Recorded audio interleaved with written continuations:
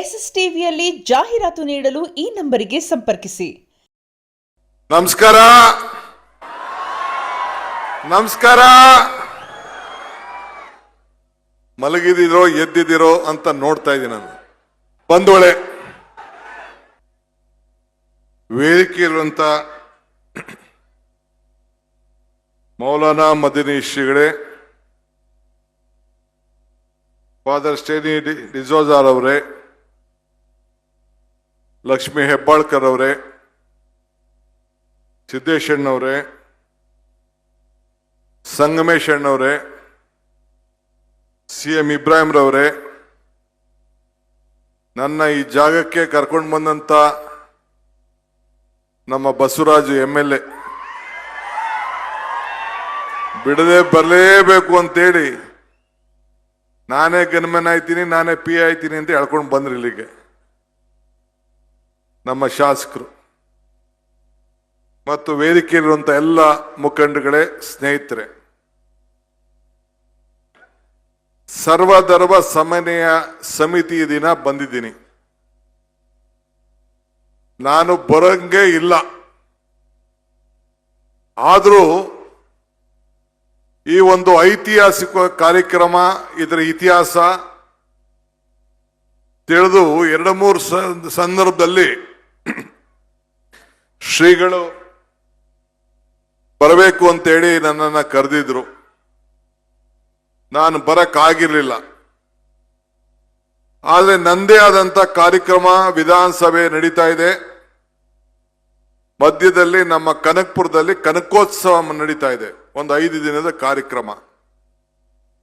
ಈ ಮಧ್ಯದಲ್ಲೂ ಕೂಡ ಬರಬೇಕು ಅಂತ ಹೇಳಿ ನಾನು ಇಲ್ಲಿಗೆ ಬಹಳ ಅಭಿಮಾನಪೂರ್ವಕವಾಗಿ ಬಂದಿದ್ದೇನೆ. ಈ ಒಂದು ಭವ್ಯವಾದಂತ ಈ ಒಂದು ಸರ್ವಧರ್ಮ ಸಭೆಯನ್ನ ನೋಡಿ, ಶ್ರೀಗಳು ಇಲ್ಲಿ ಸರ್ವಧರ್ಮ ಗ್ರಂಥಗಳನ್ನು ಕೂಡ ಇಲ್ಲಿ ಇಟ್ಟಿದ್ದಾರೆ. ದೀಪ ಬೆಳಗ್ತಾ ಇದೆ. ಬಹಳ ಸಂತೋಷದಿಂದ ಈ ಜ್ಯೋತಿ ಕೂಡ ಬಹಳ ಒತ್ತಾಗಿದೆ, ಇದನ್ನು ಬೆಳಗಿಸಿ. ಇದು ಕೂಡ ಇಲ್ಲಿ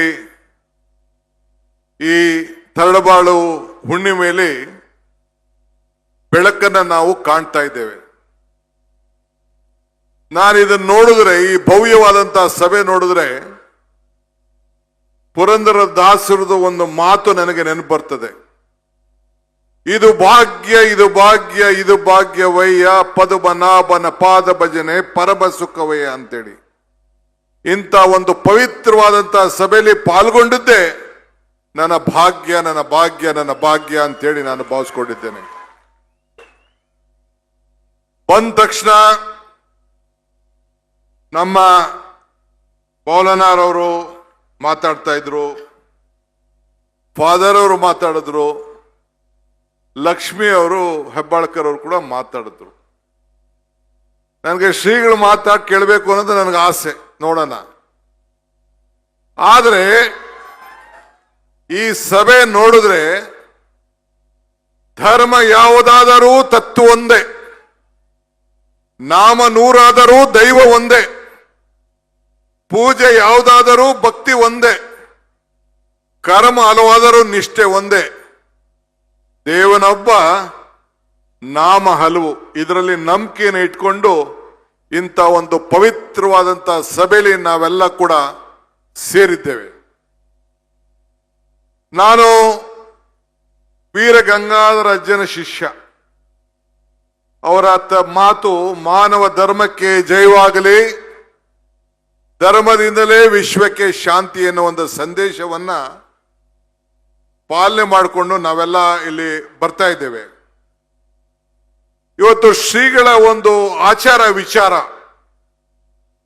ಹುಣ್ಣಿಮೆ ಎಂದರೆ ಬೆಳಕು, ಈ ಹುಣ್ಣಿಮೆ ಎಂದರೆ ಭರವಸೆ, ಈ ಹುಣ್ಣಿಮೆ ಎಂದರೆ ಬದಲಾವಣೆ.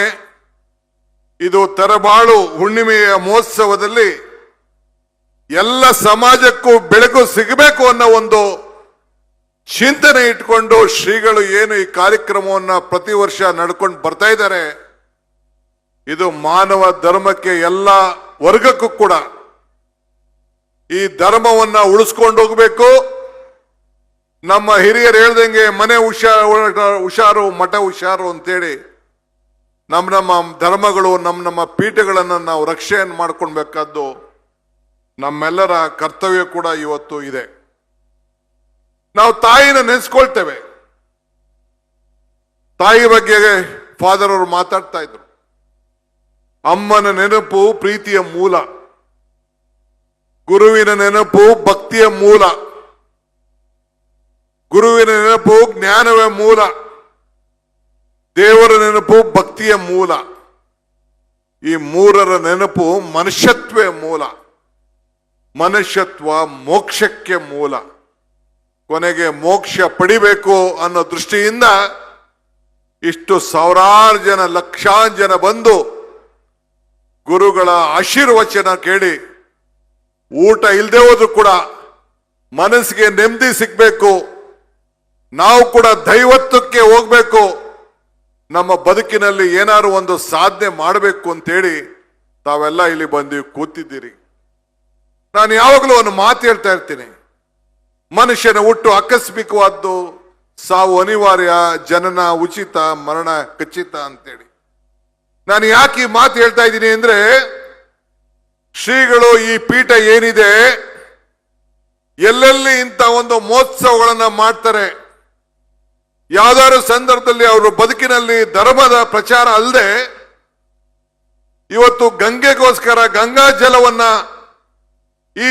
ಅವರ ಎಲ್ಲ ಭಾಗದಲ್ಲೂ ಕೂಡ ಅನೇಕ ಸಂದರ್ಭದಲ್ಲಿ ನಾನು ಅವ್ರ ಹತ್ರ ಮಾತಾಡಿದಾಗ ನನಗೇನು ಬೇಕಾಗಿಲ್ಲ, ಜನರಿಗೆ ಉದ್ಯೋಗ ಕೊಡಬೇಕು, ರೈತರ ಬದುಕನ್ನು ಹೆಚ್ಚಿಗೆ ಮಾಡಬೇಕು, ಕೆರೆಗಳ ತುಂಬಬೇಕು, ನೀರಾವರಿ ಹೆಚ್ಚಿಗೆ ಆಗಬೇಕು, ಇದು ಅವರ ಮೂಲ ಸಂದೇಶ ಕೂಡ ಇವತ್ತು ಹಾಕಿತ್ತು.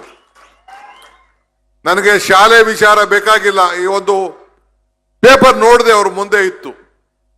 ನಮ್ಮ ಮಕ್ಕಳು ಉದ್ಯೋಗಿಗಳಾಗಕ್ಕಿಂತ ಮುಂಚಿತವಾಗಿ ರೈತರ ಮಕ್ಕಳಾಗಿ ಬದುಕಬೇಕು ಅನ್ನೋದು ಅವರ ಚಿಂತನೆ. ಅಂದ್ರೆ ಭೂಮಿಯಲ್ಲಿರುವಂತ ಸಂಪತ್ತನ್ನ ಬೆಳೆದು ಈ ರಾಷ್ಟ್ರಕ್ಕೆ ಬದುಕಿಗೆ ನಿಮ್ಮ ಬದುಕನ್ನ ಕಟ್ಕೊಳ್ಬೇಕು ಅನ್ನೋ ಒಂದು ಸಂದೇಶವನ್ನ ಅವರು ಎತ್ತಿ ಇವತ್ತು ಸಾರ್ತಾ ಇದ್ದಾರೆ. ಇವತ್ತು ನಾವೆಲ್ಲ ಇಷ್ಟು ದೊಡ್ಡ ಸಂಖ್ಯೆಯಲ್ಲಿ ಸೇರಿದ್ದೇವೆ. ಶ್ರೀಗಳು ಇತಿಹಾಸ ಕೇಳಿದ್ದೇನೆ, ನ್ಯಾಯಾಲಯ ನಡೆಸ್ತಾ ಇದ್ದಾರೆ, ಕೋರ್ಟ್ ಅನ್ನು ನಡೆಸ್ತಾ ಇದ್ದಾರೆ ಅಂತ. ಈ ಜಗತ್ತಲ್ಲೂ ಕೂಡ ಪ್ರಜಾಪ್ರಭುತ್ವದ ವ್ಯವಸ್ಥೆಯಲ್ಲೂ ಕೂಡ ನಮ್ಮ ಧರ್ಮದ ಪೀಠದಿಂದ ನ್ಯಾಯಾಲಯ ನಡೀತಾ ಇದೆ ಅಂದ್ರೆ ಅದು ಅಷ್ಟು ಸುಲಭದಲ್ಲ. ಮರಕ್ಕೆ ಬೇರೆ ಎಷ್ಟು ಮುಖ್ಯನೋ ಹಂಗೆ ಮನುಷ್ಯನಿಗೆ ನಂಬಿಕೆ ಕೂಡ ಮುಖ್ಯ. ಹಂಗೆ ಇವತ್ತು ನಾವೆಲ್ಲ ಕೂಡ ನಮ್ಮ ಜನ ಇವತ್ತು ನಂಬಿಕೆಯನ್ನು ಉಳಿಸ್ಕೊಂಡು ಇವತ್ತು ಶ್ರೀಗಳ ಮಾರ್ಗದರ್ಶನದಲ್ಲಿ ಅನೇಕರು ನಾವೆಲ್ಲ ಇದನ್ನ ಕಾಪಾಡ್ಕೊಂಡು ಹೋಗ್ತಾ ಇದೀವಲ್ಲ, ಇದು ಬಹಳ ಮುಖ್ಯ. ಬೇರಿಲ್ಲ ಅಂದ್ರೆ ಮರ ಉಳಿಲಿಕ್ಕೆ ಸಾಧ್ಯ ಇಲ್ಲ, ಹಂಗೆ ನಂಬಿಕೆ ಇಲ್ಲ ಅಂದ್ರೆ ಸಂಬಂಧಗಳು ಕೂಡ ಉಳಿಲಿಕ್ಕೆ ಸಾಧ್ಯ ಇಲ್ಲ. ಆ ನಂಬಿಕೆಯಿಂದನೇ ಇವತ್ತು ನೀವೆಲ್ಲ ಇಷ್ಟು ದೊಡ್ಡ ಸಂಖ್ಯೆಯಲ್ಲಿ ಇಂಥ ಒಂದು ಐತಿಹಾಸಿಕವಾದಂತಹ ಧರ್ಮದ ಸಭೆಗೆ, ಧರ್ಮದ ಸಮಾವೇಶಕ್ಕೆ 1 ವಾರಗಳ ಕಾಲ ಇಲ್ಲಿ ಬಂದು ರಾತ್ರಿ ಹಗಲು ಇಲ್ಲಿ ಕೂತ್ಕೊಂಡು ಇಂಥ ಒಂದು ಪವಿತ್ರವಾದಂತಹ ಪಾಲ್ಗೊಂಡು ತಾವು ಕೂಡ ಧನ್ಯರಾಗ್ತಾ ಇದ್ದೀರಿ. ಇದು ಬಹಳ ಸಂತೋಷವಾದಂತಹ ವಿಚಾರ. ಉಳಿಪೆಟ್ಟು ಬೆಳೆದೆ ಯಾವ ಕಲ್ಲು ಕೂಡ ಶಿಲೆ ಆಗ್ಲಿಕ್ಕೆ ಸಾಧ್ಯ ಇಲ್ಲ. ಹಂಗೆ ಯಾವ ಭೂಮಿ ಕೂಡ ಮಟ್ಟ ಆಗ್ಬೇಕಾದ್ರೆ ಹೊಲ ಉತ್ತಾಗ ಮಾತ್ರ ಭೂಮಿ ಮಟ್ಟ ಆಗ್ಲಿಕ್ಕೆ ಸಾಧ್ಯ. ಹಂಗೆ ನಿಮ್ಮ ಮನಸ್ಸಿನಲ್ಲಿ, ನಿಮ್ಮ ಬದುಕಿನಲ್ಲಿ ನೀವು ಶ್ರಮ ಪಟ್ಟಾಗ ಮಾತ್ರ ಫಲವನ್ನ ಸಿಗಲಿಕ್ಕೆ ಸಾಧ್ಯ. ಈ ಹಿನ್ನೆಲೆಯಲ್ಲಿ ಇವತ್ತು ನೀವೆಲ್ಲ ಕೆಲಸವನ್ನು ಮಾಡ್ಕೊಂಡು ಬರ್ತಾ ಇದ್ದೀರಿ. ದೇವರು ನಮ್ಗೆ ವರನೂ ಕೊಡುವುದಿಲ್ಲ, ಶಾಪನೂ ಕೊಡುವುದಿಲ್ಲ, ಅವಕಾಶ ಮಾತ್ರ ಕೊಡ್ತಾನೆ. ಅವಕಾಶ ಕೊಟ್ಟಾಗ ನಾವು ಏನು ಮಾಡ್ತೇವೆ ಅದು ಬಹಳ ಮುಖ್ಯ. ಹಿಂಗೆ ಬದುಕಿದಂತ ಸಂದರ್ಭದಲ್ಲಿ ನಮ್ಮ ಜೀವನದಲ್ಲಿ ನಾವು ಕೂಡ ಸಾಕ್ಷಿ ಗುಡ್ಡೆಗಳನ್ನ ಕೊಟ್ಟು ಹೋಗ್ಬೇಕು ಅನ್ನೋ ಚಿಂತೆಯಲ್ಲೇ ಈ ಮಠ, ಈ ಪೀಠ ಇವೆರಡು ಕೂಡ ಸಾಕ್ಷಿ ಗುಡ್ಡೆಗಳನ್ನ ಎಲ್ಲೋದ್ರೂ ಕೂಡ ಬಿಟ್ಟು ಹೋಗ್ತಾ ಇದೆ. ಅದಕ್ಕೆ ನನಗೆ ಕರ್ನಾಟಕ ಸರ್ಕಾರದ ಪರವಾಗಿ ಒಬ್ಬ ವೈಯಕ್ತಿಕವಾಗಿ ಈ ಮಠದ ಒಬ್ಬ ಅಭಿಮಾನಿಯಾಗಿ ಶ್ರೀಗಳು ಮತ್ತು ಅವರೆಲ್ಲ ಬಂಧುಗಳಿಗೆ ಎಲ್ಲ ಅವರ ಪೀಠಗಳಿಗೆ ಅವರ ಎಲ್ಲ ಮಠಗಳು ಏನು ಇವೆ ಅವೆಲ್ಲರಿಗೂ ಕೂಡ ಈ ಸಂದರ್ಭದಲ್ಲಿ ನನ್ನ ಸಾಕ್ಷಾಂಗ ನಮಸ್ಕಾರಗಳನ್ನು ಅರ್ಪಿಸಲಿಕ್ಕೆ ನಾನು ಬಯಸ್ತಾ ಇದ್ದೇನೆ. ಈ ಪೀಠ ಈ ಧರ್ಮ ಗುರುಗಳನ್ನ ಇತಿಹಾಸವನ್ನ ಆಲೋಚನೆ ಮಾಡಿದ್ರೆ ನನಗೆ ನನ್ನ ಶಾಲೆಯಲ್ಲಿ ಒಬ್ಬ ನಮ್ಮ ಅಧ್ಯಾಪಕರು ಒಂದು ಮಾತನ್ನು ಹೇಳಿದ್ದು ನನಗೆ ಬರ್ತದೆ. ಅಲೆಕ್ಸಾಂಡರ್ ದಿ ಗ್ರೇಟ್ ಭಾರತವನ್ನು ವಶಪಡಿಸ್ಕೊಳ್ಬೇಕು ಅಂತ ಹೊರಟಿದ್ರಂತೆ. ಆಗ ಪ್ರಪಂಚದ ಮೂರರಲ್ಲಿ 2 ಭಾಗ ವಶಪಡಿಸ್ಕೊಂಡಿರ್ತಂತೆ. ತನ್ನ ಗುರು ಅರಿಸ್ಟೋಟಲ್ಗೆ ಹೋಗಿ ಕೇಳದ್ದಂತೆ, ಗುರುಗಳೇ ನಾನು ಭಾರತದ ಕಡೆ ಹೋಗ್ತಾ ಇದ್ದೀನಿ, ಭಾರತ ವಶಪಡಿಸ್ಕೊಳ್ಬೇಕು ಅಂತ ಹೋಗ್ತಾ ಇದ್ದೀನಿ. ಆತನಿಗೆ 32-33 ವರ್ಷ. ನಾನು ಇಡೀ ಪ್ರಪಂಚದ 2 ಭಾಗವನ್ನು ನಾನು ವಶಪಡಿಸ್ಕೊಂಡಿದ್ದೇನೆ, ಭಾರತವನ್ನು ವಶಪಡಿಸ್ಕೊಳ್ಳಿಕ್ಕೆ ಹೋಗ್ತಾ ಇದ್ದೀನಿ ಅಂತ. ಆಗ ತನ್ನ ಗುರು ಹೇಳಿದ್ರಂತೆ, ನೋಡಪ್ಪ ನೀನು ಭಾರತವನ್ನು ವಶಪಡಿಸ್ಕೊಳ್ತೀನಿ ಅಂತ ಹೋಗ್ತಾ ಇದ್ಯಾ, ನೀನು ವಾಪಸ್ ಬರ್ತೀಯೋ ಇಲ್ಲೋ ನನಗೆ ಗೊತ್ತಿಲ್ಲ. ನೀನು ವಾಪಸ್ ಬರ್ಬೇಕಾದ್ರೆ 5 ವಸ್ತುನ ನೀನು ತೆಗೆದುಕೊಂಡು ಬರಬೇಕು. ಆ 5 ವಸ್ತು ತೆಗೆದುಕೊಂಡು ಬಂದ್ರೆ ನೀನು ಭಾರತವನ್ನು ತೆಗೆದುಕೊಂಡು ಬಂದಂಗೆ ಅಂತೇಳಿ. ಏನು ಗುರುಗಳೇ ಅಂತ ಕೇಳಿದಂತೆ, ಒಂದು ರಾಮಾಯಣದ ಗ್ರಂಥ, 2ನೇದು ಮಹಾಭಾರತದ ಗ್ರಂಥ, 3ನೇದು ಗಂಗಾಜಲ, 5ನೇದು ಕೃಷ್ಣನ ಕೊರಳು, 5ನೇದು ಒಬ್ಬ ತತ್ವಜ್ಞಾನಿ. ಇಂಥ ಶಿವಕುಮಾರ್ ಮಹಾಸ್ವಾಮೀಜಿಗಳಂತ ಶಿವಾಚಾರ್ಯ ಶ್ರೀಗಳಂತ ಒಬ್ಬ ತತ್ವಜ್ಞಾನಿ ಕರ್ಕೊಂಡು ಬಂದ್ರೆ, ಈ 5 ಜನ ಕರ್ಕೊಂಡು ಬಂದ್ರೆ ಇಡೀ ಭಾರತವನ್ನ ತೆಗೆದುಕೊಂಡು ಬಂದಂಗೆ ಅಂತ ಹೇಳಿ ಅಲೆಕ್ಸಾಂಡರ್ ದ ಗ್ರೇಟ್ಗೆ ತನ್ನ ಗುರು ಅರಿಸ್ಟಾಟಲ್ ಹೇಳಿದ್ರಂತೆ. ಹಂಗೆ ಈ ದೇಶದ ಒಂದು ದೊಡ್ಡ ಇತಿಹಾಸ, ಈ ದೇಶದ ಆಸ್ತಿ ನಮ್ಮ ಸಂಸ್ಕೃತಿ. ಇವತ್ತು ಶ್ರೀಗಳು 7 ದಿನ 5 ದಿನ 6 ದಿನ ಈ ಕಾರ್ಯಕ್ರಮವನ್ನು ಮಾಡಿ ನಮ್ಮಲ್ಲಿರುವಂತ ಸಂಸ್ಕೃತಿ, ನಮ್ಮಲ್ಲಿರುವಂತ ಸಾಹಿತ್ಯ, ನಮ್ಮಲ್ಲಿರುವಂತ ಕ್ರೀಡೆ, ನಮ್ಮ ಆಚಾರ ವಿಚಾರಗಳನ್ನ ಪ್ರಚಾರ ಮಾಡಿ ಎಲ್ಲರೂ ಕೂಡ ನೆಮ್ಮದಿಯ ಬದುಕನ್ನ ಇಟ್ಕೊಳ್ಬೇಕು ಅಂತೇಳಿ ನಾವೆಲ್ಲ ಇಲ್ಲಿ ಕೆಲಸ ಮಾಡಲಿಕ್ಕೆ ನಮಗೆ ಮಾರ್ಗದರ್ಶನ ಕೊಡ್ತಾ ಇದ್ದಾರೆ. ಎಲ್ಲಾ ಪಕ್ಷದ ರಾಜಕಾರಣಿಗಳು ನಾವು ಇಲ್ಲಿ ಬರ್ತಾ ಇದ್ದೇವೆ. ಶ್ರೀಗಳ ಆಶೀರ್ವಚನ ಕೇಳಲಿಕ್ಕೆ ನಾವು ಬರ್ತಾ ಇದ್ದೇವೆ.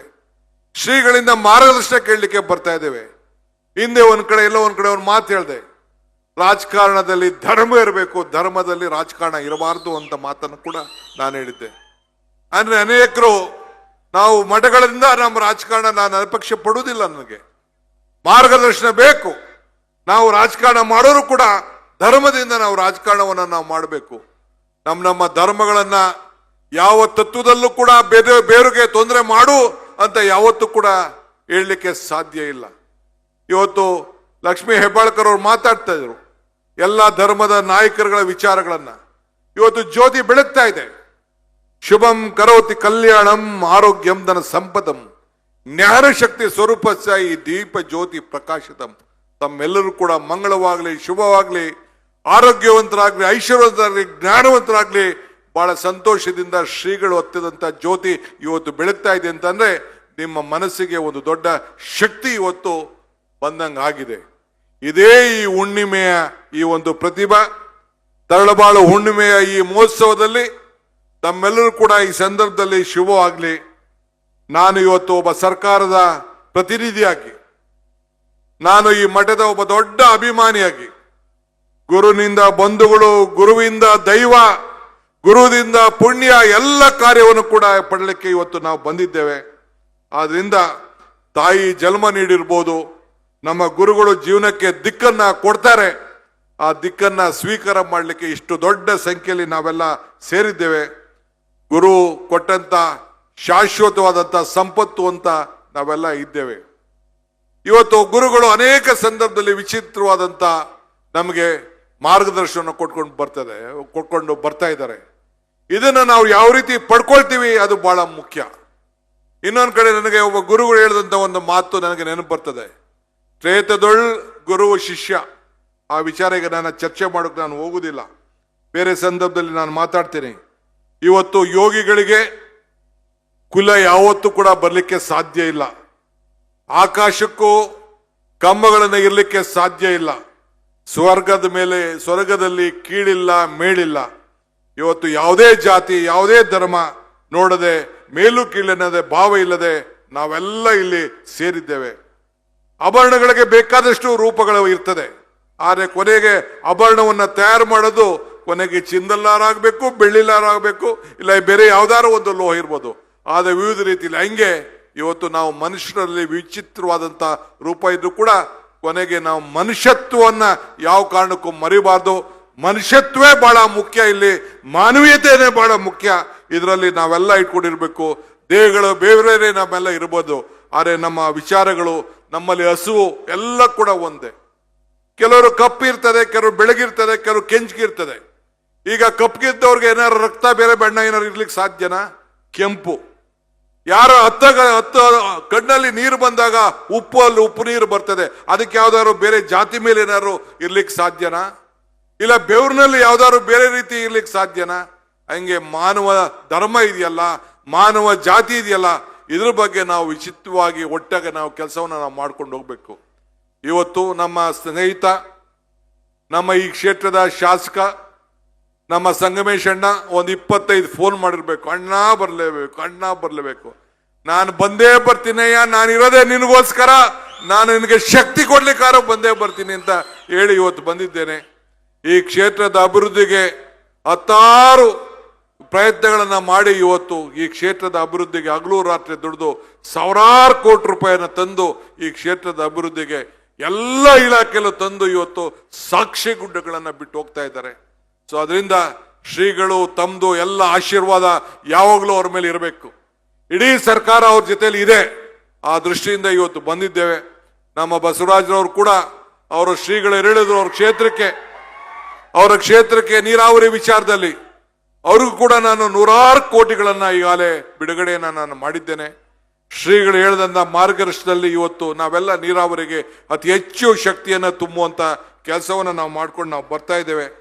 ಆದ್ರಿಂದ ಇವತ್ತು ತಮ್ಗೆ ನಾನು ಹೇಳೋದಿಷ್ಟೇ, ಇವತ್ತು ನಾವು ಎಲ್ಲ ಧರ್ಮಗಳನ್ನ ಒಟ್ಟಿಗೆ ತೆಗೆದುಕೊಂಡು ಹೋಗಿ ಶಾಂತಿಯನ್ನ ನೆನೆಸಿ ಎಲ್ಲ ಜಾತಿ ಎಲ್ಲ ಸಮುದಾಯನ ಒಟ್ಟು ತೆಗೆದುಕೊಂಡು ಹೋಗ್ಬೇಕು.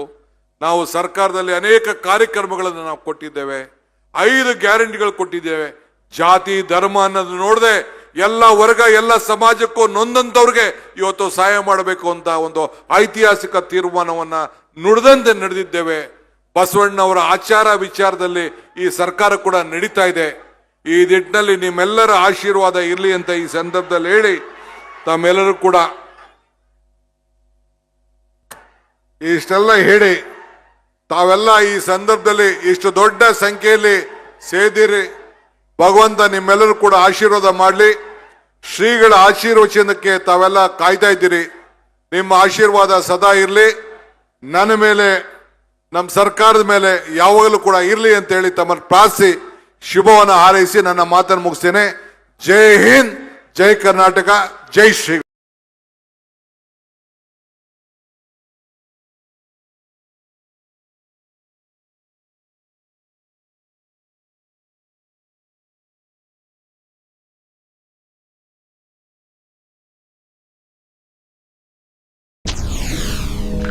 SS ಟಿವಿ, ಸಿನಿಮಾ ಜಗತ್ತಿನ ಕ್ಷಣ ಕ್ಷಣದ ಸುದ್ದಿಯೊಂದಿಗೆ.